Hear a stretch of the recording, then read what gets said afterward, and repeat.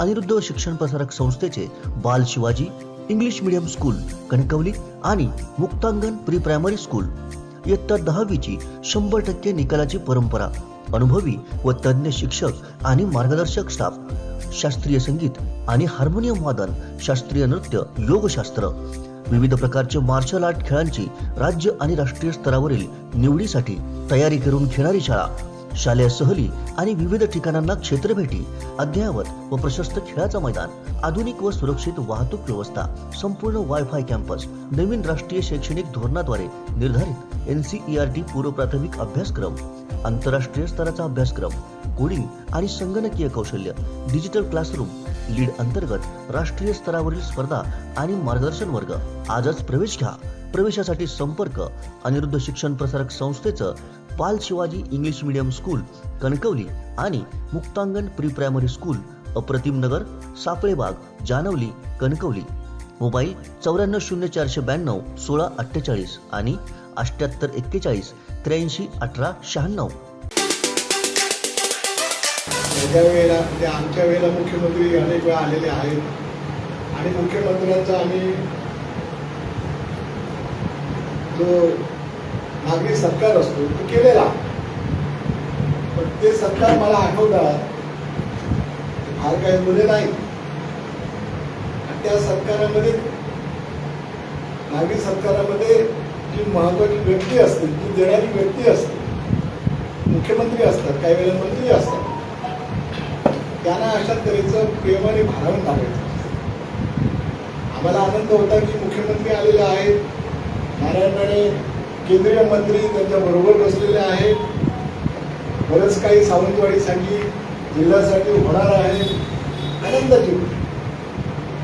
परंतु एक नागरिक म्हणून मला अत्यंत धक्का बसला, वाईट वाटलं की कालचा कार्यक्रम बघितल्यानंतर आणि त्याची माहिती घेतल्यानंतर की तिथे नागरिक सावंतवाडीचे किती होते, कशा तऱ्हेचा सत्कार झाला, त्याच्यामध्ये का उत्साह होता का, असं काहीच आपल्याला दिसलं नाही. एक औपचारिकपणा फक्त त्याच्यामध्ये आपल्याला पाहायला मिळाला. आणि एक सावंतवाडीचा नागरिक म्हणून सावंतवाडीची प्रतिमा काय फारशी चांगली मुख्यमंत्री मनात घेणार. जे जे कारण मी बघतो तर ते काय चांगले कार्यक्रम होते, वेगवेगळ्या ठिकाणी त्याचे भरगच्च कार्यक्रम होत असतात. मुख्यमंत्री आहेत, मुख्यमंत्री म्हणून त्यांच्याकडे सगळे पाहतायत, आमचं कल्याण होणार, आम्हाला काहीतरी देणार, आमच्या मागण्या काहीतरी होणार. अशा तऱ्हेने ज्या वेळेला आपल्या समोर केंद्रीय मंत्री येतात, निराशजनक कार्यक्रम कालचा कार्यक्रम. मला सावंतवाडीचे एक नागरिक म्हणून आणि या मतदारसंघातले एक कार्यकर्ता म्हणून माझ्या आणि ताईंच्या मतदारसंघामध्ये अशा तऱ्हेचं निराश उदास अशा तऱ्हेचा कार्यक्रम घडावा. आम्ही अशी बोर्ड लावायचो, अशी नावं बघा, जरा पाठी फिरून बघा, किती कशी नावं कार्यकर्त्यांची नेत्यांची लावलेली आहेत. काल कुठे तुम्हाला काय दिसलं का? एक आपला आपण आपली हे चित्र आणि दुसरं मुख्यमंत्र्यांचं चित्र. आघाडी आहे ना तुमची भारतीय जनता पक्षाबरोबर, कुठले त्यांचे नेते नाहीत, आपले आता कोण कोण नेमले कुठे त्यांचे. आता आमचे बघा, आम्ही पत्रकार परिषद घेतला, शहर अध्यक्ष आहेत, तालुका अध्यक्ष आहेत, या महिलांच्या आमच्या प्रदेश अध्यक्ष आहेत, 3 त्याच्या शहर अध्यक्ष महिलांचे बसलेले आहेत. सगळ्यांना आपल्या आणि परंपरा आपली आहेच. कालच्या कार्यक्रमामध्ये एकला चढवलेले, मीच एकटा काहीतरी करून दाखवलं आणि मग आता बघा माझं पुढचं कार्यक्रम. अशा तऱ्हेची भूमिका घेऊन कालचा जो कार्यक्रम झाला त्याच्यामुळे एक सावंतवाडीकर म्हणून मला करून दुःख झालं, वाईट वाटतं. असं व्हायला नको होतं, असं करायला नको होतं. आता ते म्हणतील नगरपालिका कुठे आहे, जे माझे नगरसेवक आहेत ना, घ्या ना त्यांना बरोबर. प्रत्येक नगरसेवकाला तर साहेब आमच्या टेंबरला सांगा, नाही 200 लोक घेऊन आले तर मी हरतो. नागरिक गोळा केलेले नव्हे. चला बाबा, मुख्यमंत्र्यांचा नागरिक अत्यंत चुकीची बाब घडलेली आहे सावंतवाडीमध्ये आणि खरोखर मला त्याच्याबद्दल वाईट वाटतं. नागरिक म्हणून खरोखर त्याचा खेद व्यक्त करतो. दुसरी गोष्ट, आता आपण पाहतो केसरकर नेहमी आता नावच घेतो लोकांना टाईमच उपया अरे आमच्या मतदारसंघाची कन्या इथे त्यांचं शिक्षण झालं, इथे त्या ग्रॅज्युएट झाल्या, त्यांचे वडील इथे, माहेर त्यांचं इथे आहे. इतर सगळ्यांना कोणाला काय बाहेर त्या पत्रक सुद्धा बघा, त्याच्यात सुद्धा शेवटी त्यांनी लिहिलंय की मग बाहेरचे लोक माझ्यावर टीका करतात. कोण बाहेरचे? त्या जर तुम्ही मंडळीचं नाव काय गाडगे बाबांच्या नावाने केलेली एवढी श्रेष्ठ संतांच्या नावाने केलेली मंडळी आहे आणि तुम्ही दुसऱ्या नाव याला 90% लोक तिथे परप्रांतीयांना गाळी दिलेले आहेत अशी मला माहिती मिळून तुम्ही सोडून द्या. मग बोलताना मग राजकीय टीका करायची आणि ज्यावेळेला आपल्या हातात सत्ता आहे त्यावेळेला तुझा स्थानिक माणूस आठवत नाही. आणि हे सतत सातत्याने असं आपल्या ह्याच्यात चाललेलं आहे. स्वतः हे महाशय अर्थमंत्री होते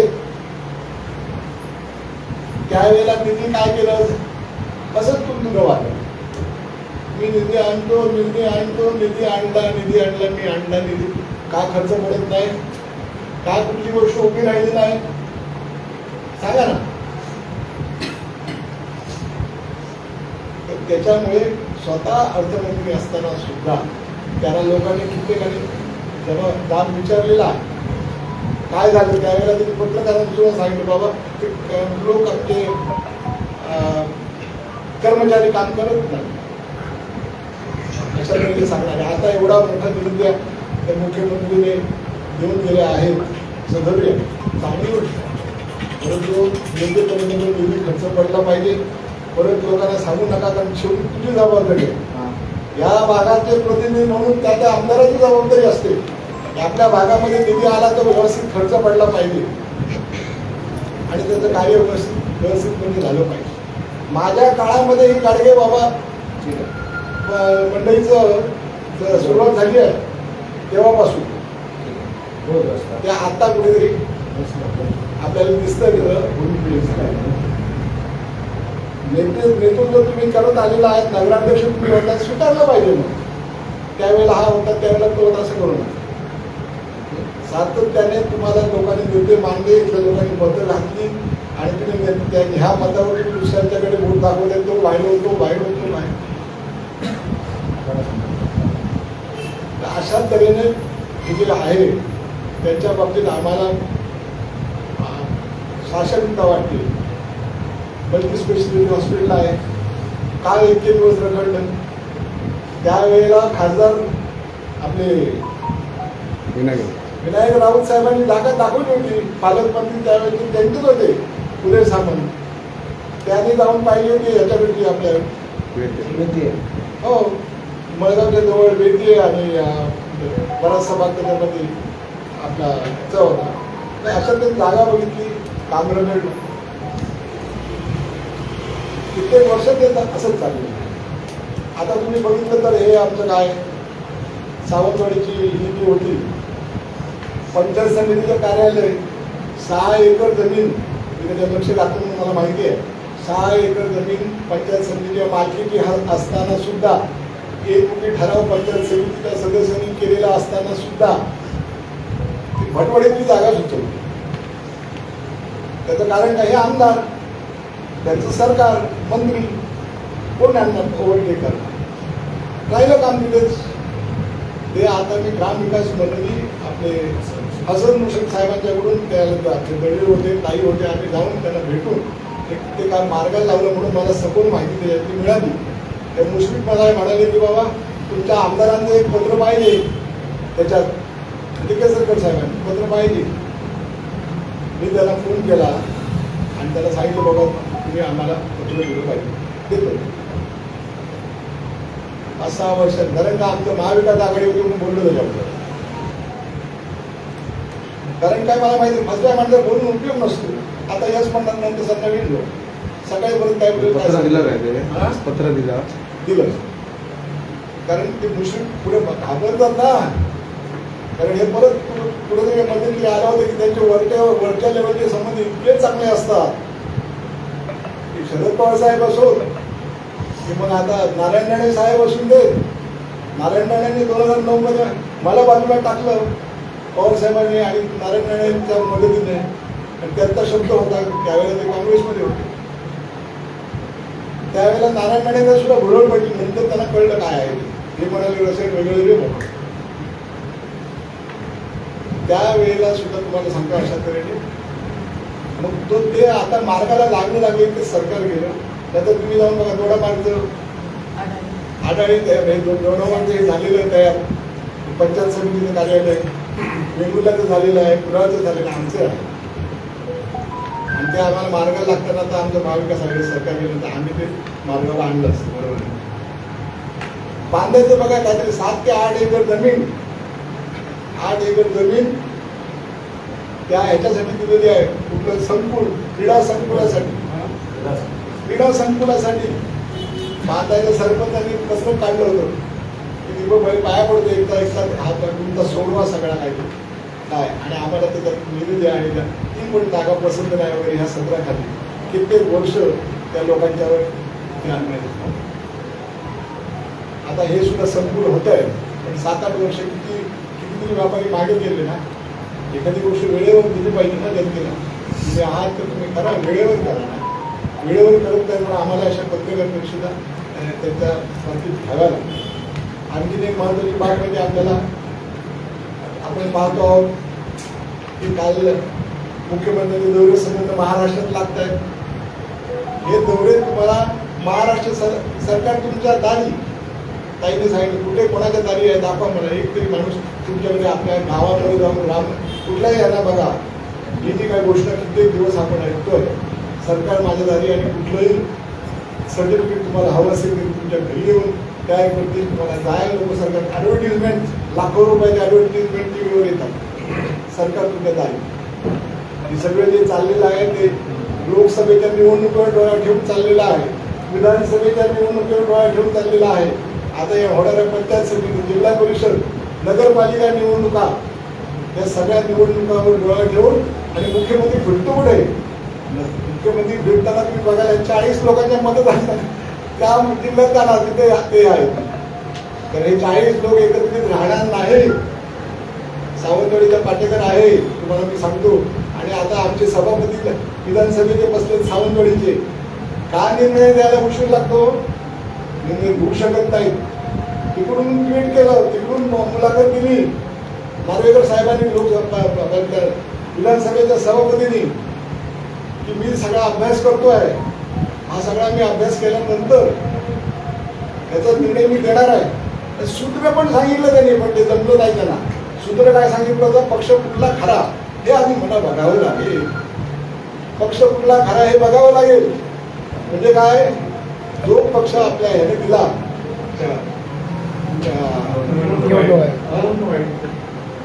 निवडणूक आयोगाने निकाल दिला त्याच्यामध्ये यांनाच बाण दिला, यांनाच बाळासाहेब दिलं, यांनाच सगळं काही दिलं. पक्ष शिवसेनेनं देऊन टाकलं.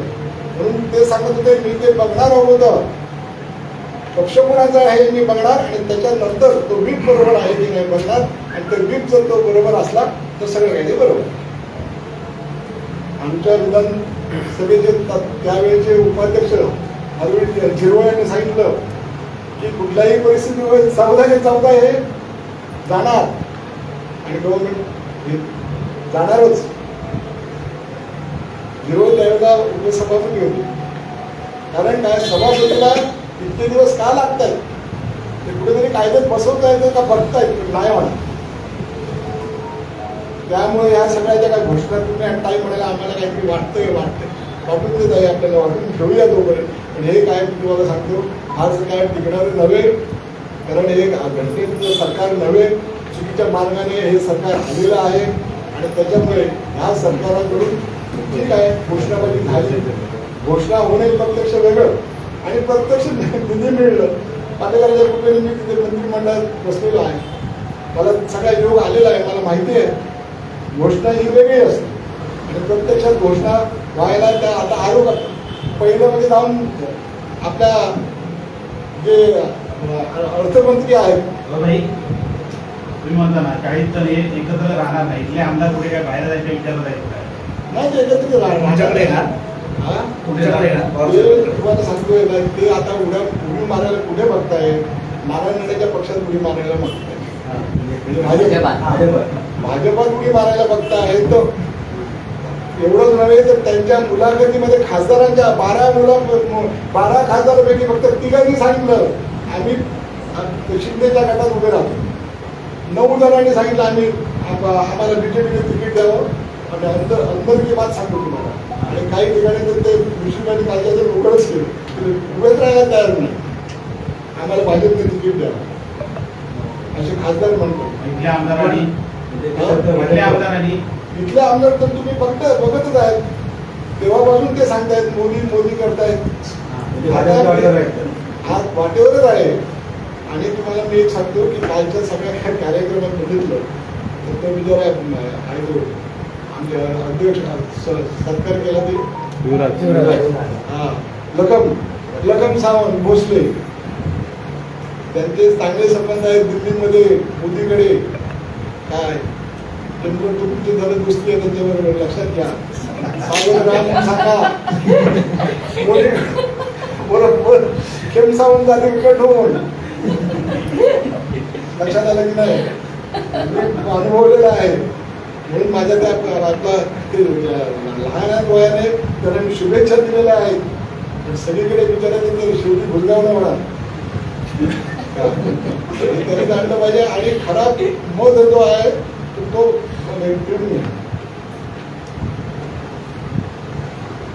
दुसरे दोघांना तुम्हाला एक प्रश्न विचारतो. काल दीपक केसरकरांनी एक मुख्यमंत्र्यांकडे अशी मागणी केली की सिंधुदुर्ग आणि गोवा सीमेवर आहे, तर लिकरचे दर हे गोव्याच्या तुलनेत त्या लेवलला आणावे. त्या संदर्भात एक महिला नेत्या तुम्ही आणि माजी राज्यमंत्री काय सांगा? गोव्याच्या धर्तीवर दारूवरती त्यांनी टॅक्स कमी करायला पाहिजे असं म्हणजे पर्यटन वाढेल. याबद्दल तुम्हीच याच व्यासपीठावरून केला आहे इथे 6 महिन्यापूर्वी जिल्हा पोलीस प्रमुखांकडे मागणी.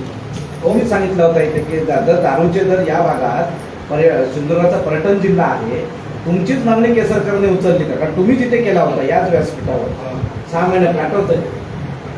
तुम्ही म्हटलं होता की जर दारूवरची जर काय हे कमी केली ड्युटी आणि गोव्याच्या धर्तीवर दिली गेली तर ती योग्य ठरेल असं तुम्हीच म्हटलं होतं. पहिला ब्लॅक मार्केटिंग होणार नाही हे आम्ही पहिल्यापासून म्हणतोय. मी खात्याचा मंत्री होतो. तुम्ही जर त्याच्यावर महाराष्ट्रामध्ये दुप्पट दराने काय आहे तर आमच्याकडे टॅक्स भरपूर आहे, डबल टॅक्स आहे, ट्रिपल टॅक्स आहे. मागणीचं तुम्ही समर्थन करता? तुम्ही केसरकरांच्या मागणीचं समर्थन करता की केसरकरांच्या मागणीचं नाही? केसरकर याच्यामध्ये आमच्या दृष्टिकोनातच नाही. मी तुम्हाला नाही, सांगतो पण तुमचं आम्ही काय पर्यटनाच्या दृष्टीने मी तुमचं अजून केसरकरांवर प्रेम आहे. नाही केसरकरांचा जर बनावटगिरी करत असेल ना, आता तुम्ही लोकांचे उघडे का काढत नाही? तुम्ही हे का आता तुमच्या समोर जगासमोरच आम्ही उभे राहतो आणि काय पाहिजे त्याला